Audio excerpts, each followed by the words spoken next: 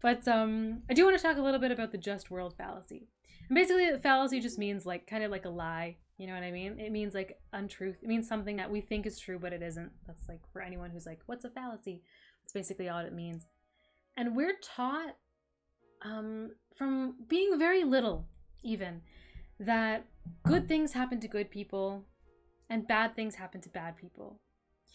And we're taught these things in media, in stories, in like childhood stories, things your parents tell you, ways you're raised with morals, right? Like do good things and good things will happen to you, do bad things and bad things will happen to you. Like religion says those things, all kinds of stuff, right? Aw, thanks, Harry, for hosting. Thanks so much. Lovely.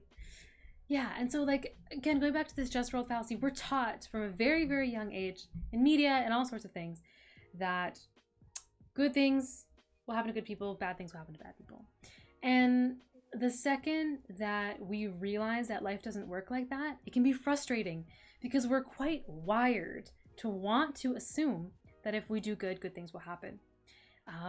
And like challenging that mentality can be tough because we also want to believe that, right? Like we want to believe that all the good things that we're doing are going to result in good things, right? But there is things like chance. There is things like misfortune, right? And it's entirely possible that those things are going to affect you at some point and disprove what is the just world thought. And so the more we like understand like a little saying, why do bad people have the ability to get everything they want, including happiness? It's interesting because Little is predicting that bad people, like good things happen to bad people, right? So it's like a little bit of a countering of the fallacy there, but still like a judgment in itself, right? Still some kind of prediction based on a story and based on people's traits. And challenging those kind of predictions, like challenging those kinds of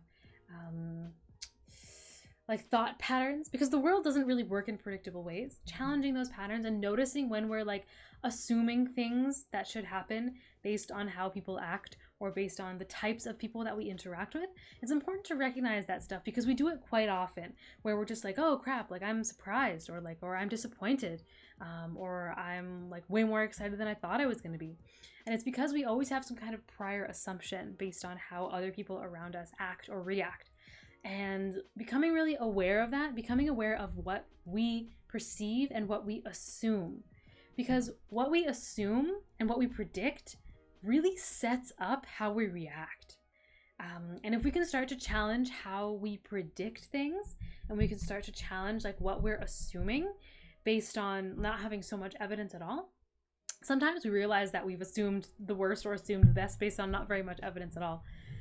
The second we become more aware of that, the better chance we have of reacting positively, because we know we're not so set in our mind of like one way, like this should happen like this and this should happen like this.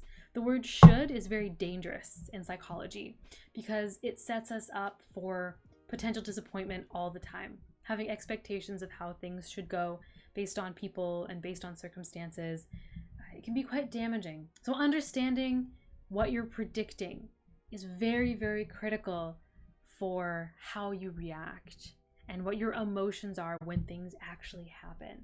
So what are you thinking going into situations? That's another important question to be asking yourself. And I'm going to go get caught up on chat now.